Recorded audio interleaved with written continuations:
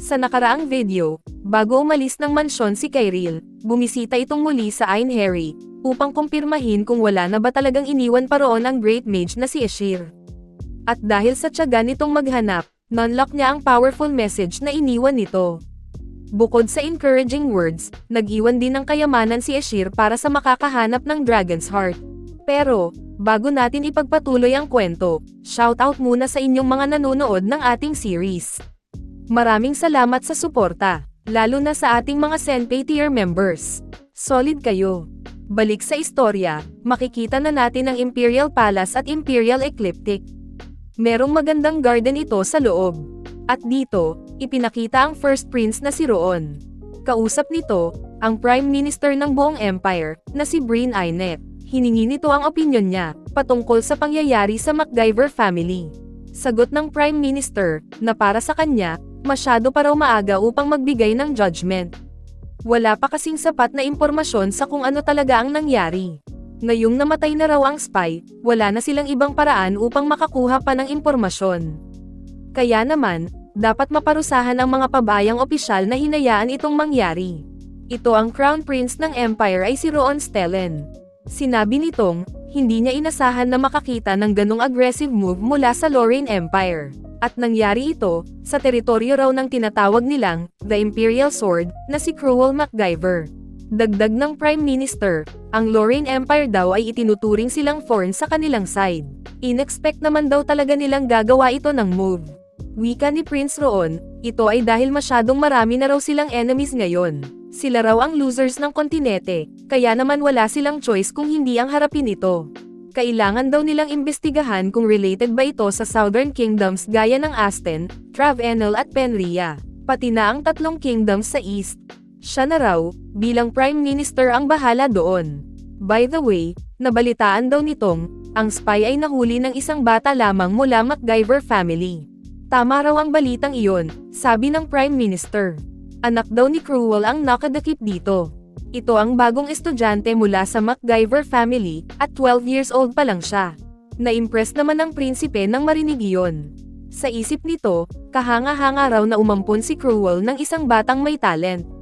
Remarkable raw ang vision nito, pero nakakaawa rin, kasi ang batang kinupkop nito, ay iba ang aspirations in life. Sabi naman ng Prime Minister, kahit na talentado ito, bata pa rin daw iyon. Kung makikipag-cooperate daw ito sa kanila, kayang-kaya raw nila itong mauto na maging kapartido nila. Nagustuhan naman ng prinsipe ang ideya na iyon. Hindi rin daw kasi lahat ng anak ay sinusunod ang kagustuhan ng kanilang mga magulang. Sabay sabing, gaya natin. Ibig sabihin, si Prince Roon ay hindi nakasunod sa plano ng kanyang amang hari. Gayunpaman, meron daw something strange tungkol dito, sabi ni Bryn. At tinanong naman ng prinsipe, ano raw iyon? Sinabi nitong, ang anak daw ng Viscount, na nakahuli sa spy ay wala sa mansyon ngayon. Nagulat ang prinsipe dahil doon, sabay tanong, hindi ba raw ito pinapunta doon sa palasyo? Bigla namang, naputol ang kanilang pag-uusap nang may dumating, at tinawag itong Sir Roon. Ito pala, ay ang second prince ng Empire, na si Oliver Stalin. Bungad niya, naroon daw siya upang magbigay galang. Ikaw, tanong ni Roon, wala naman tayong pake sa mga formalities dati. Well, mukhang walang katao-tao raw sa palasyo for now, sabi ni Oliver. So tinanong siya ni Roon, ano ba raw ang nais nitong gawin? Ang hilig daw nitong gumala-gala sa labas. Dagdag niya, wag raw itong mag-alala. Nandun man siya, o wala, ang palasyo ay palaging peaceful.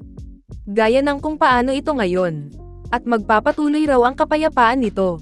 Na-speechless naman si Oliver sa statement niya. Ngunit bigla nitong naalala at tinanong ang kapatid, kilala mo ba yung taong tinatawag na Slave King? Ikinagulat nito ang tanong na yon, sabay sabing, hindi ba't siya yung taong tinulungan ng mga slaves at immigrants na makatakas ilang taon na ang nakalipas?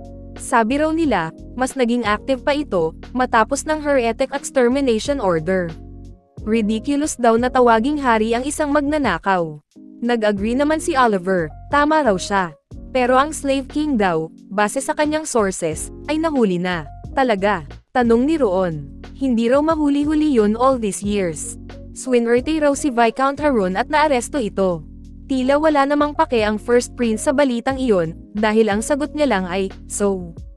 Meron ba raw rason para malaman niya pa ang mga walang kakwentang-kwentang bagay na iyon? Wala naman, sagot ng kanyang kapatid. Nais niya lang daw ipaalam sa kanya ang balita. Sa tingin niya kasi, dapat rin niyang malaman yon. Napatayo si Prince roon at tinanong si Oliver, kung balak ba raw nitong kitain ang Slave King. Pointless raw na gawin iyon. Tumalikod na ito at sinabing, sinasayang niya raw ang oras niya. Kung tapos na ito, maari na siyang umalis. So sagot ni Oliver, yes I will, sir. Makikita naman sa reaksyon nito, na meron siyang rason kung bakit niya ito pinuntahan. Mukhang patungkol ito sa balita about sa Slave King. Makikita naman ang ating bida, na nasa biyahe, matapos umalis ng mansyon. Kung naaalala nyo, sa nakaraang chapter, nagbagong anyo na nga ito, gamit ang magic niya. Matapos ang mahabang ride, magpapahinga muna raw ito saglit. So bumaba siya at umupo, at nag-water break na nga muna. Pawis na pawis ito dahil tirik ang araw. Sabi niya, papalapit na sila sa dulo ng teritoryo ng mga MacGyver. Maaring by now, meron ng Komosayon sa kanilang lugar. Pero naisip nitong, imposible, wala naman sigurong impact sa MacGyver family ang pag-alis nito. Kaya naman, kailangan niya na raw mag-move forward. Iniisip na nito ang mga susunod na hakbang niya. Unang target raw nito, ay ang kumalap ng ebidensya ng mga spies mula sa Lorraine Empire, sa mga susunod na buwan. Pangalawa, ay ang mag-aral ng advanced magic. Ang mga magic books kasi sa Einherry ay meron lamang mga low-level na spells. Kaya naman, hindi pa nito nabubuksan ang kanyang mga magic blood veins. Pero salamat sa bracelet na natanggap niya kay Ashir, nagagamit niya na ang Dragon's Magic. Ngayong meron na siyang foundation para sa pag-aaral ng advanced magic ngayon, kailangan niya nang maghanap ng lugar kung saan siya mas makakapag-aral pa ng maayos. Naisip naman nito ang Ivory Tower ng Dawn Society which is closely related sa royal family, pati na ang Immortal Antiquarian Grand Library, na nakafocus naman sa magic. Pero ang parehas daw na lugar na iyon, ay nag-aalaw lang ng members nila upang magbasa ng libro. So kahit pumunta siya roon, wala rin siyang magagawa. Pagkatayo nito, naisip naman niya ang isa pang lugar na pwedeng puntahan. Ang lugar ng kanyang dating kasamahan na si Platinum Dragon, Nardimog. Gayunpaman, masyado raw pala itong malayo at tulog pa ito. Kahit na ang mga guards daw sa pugad nito ay masyado pang malakas para sa kanya ngayon. Kaya naman, wala na itong ibang choice. Ang top priority niya, ay ang i-improve ang kanyang skills at palakasin ang kanyang kapangyarihan. Ang lugar na pupuntahan niya raw ngayon ay ang magiging stepping stone nito. At ayon ay ang tanging syudad sa kanilang kontinente, na walang hari. Ang Tatter, na tinatawag nilang, Free City. Iyon ang magiging next destination ng bida. Ipinakita ang port city na Piasta. At dahil port ito, napakaraming iba-ibang ang lahi ang naroon upang makipagkalakalan. Meron nagbebenta ng leather, merong mangingisda, na sinasabing bagong huli at fresh raw ang hawak nito. Naisip naman ng bida, na lively place ang Piasta. Pinuri nito ang sarili, dahil natalo nila ang mga goblins. Kasi kung hindi raw, baka ngayon, iba na ang sitwasyon ng lugar na iyon. Habang naglalakad, narinig naman nito ang usapan sa gilid. Sinabi ng isa, na nakuha na raw nila ang kontrata para sa mga supplies na kakailanganin, ng mga knights na dumating this time. Kaya naman, wala na raw itong worry sa kanyang business ngayon. Tanong ng kausap niya, anong klaseng mga kalabyero raw ito? Sinagot naman siya na, mga Rye Knights daw. Iba naman ang naging reaksyon ng bida, nang marinig niya ang Rye Knights. Sila raw kasi ay ang Knight Order na responsible sa eastern border ng Empire. Ang revelasyon ng pagsasabuatan sa Lorraine Empire ay kahapon niya lamang nalaman, pero napatanong itong, bakit daw ang bilis naman nilang kumilos?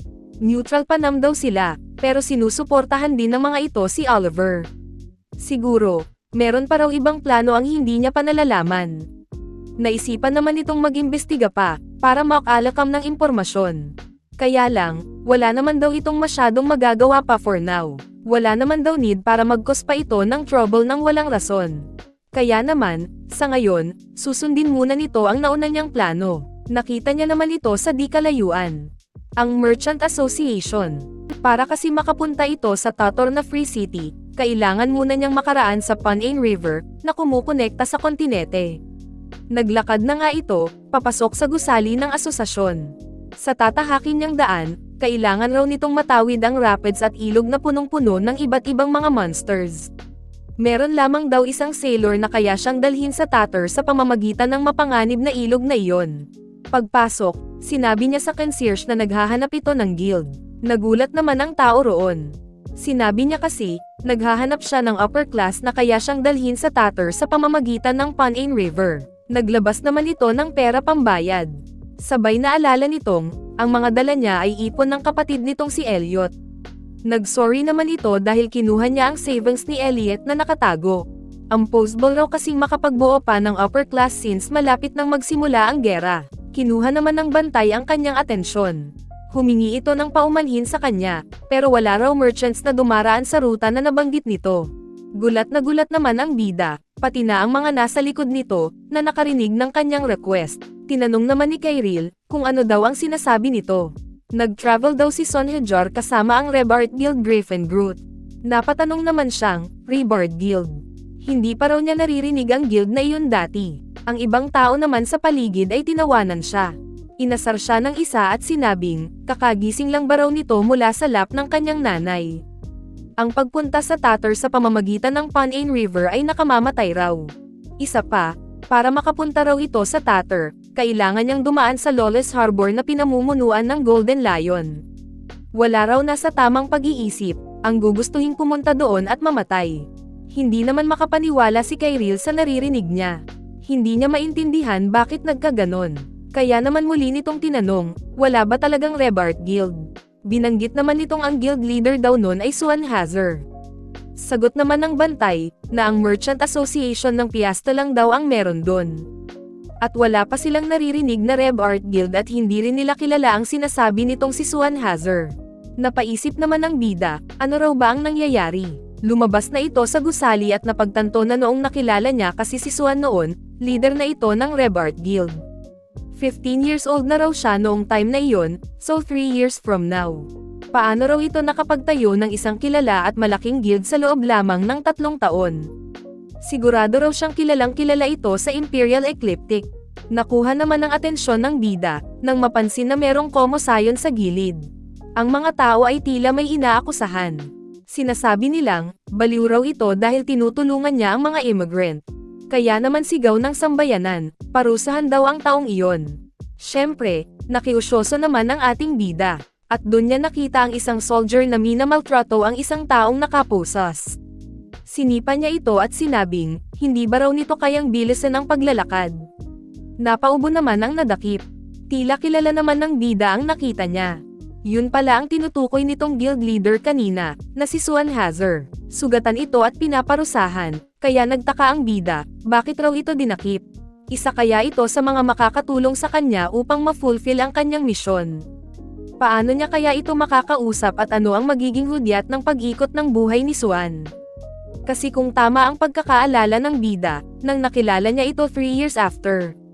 Successful na siya at sikat doon dahil sa kanyang guild. Well, alamin natin yan sa next episode. Kung nagustuhan mo ang ating kwento, siguraduhin mong mag-like, comment, subscribe o follow dito sa ating channel o page. Maraming salamat sa panonood, Oni-chan.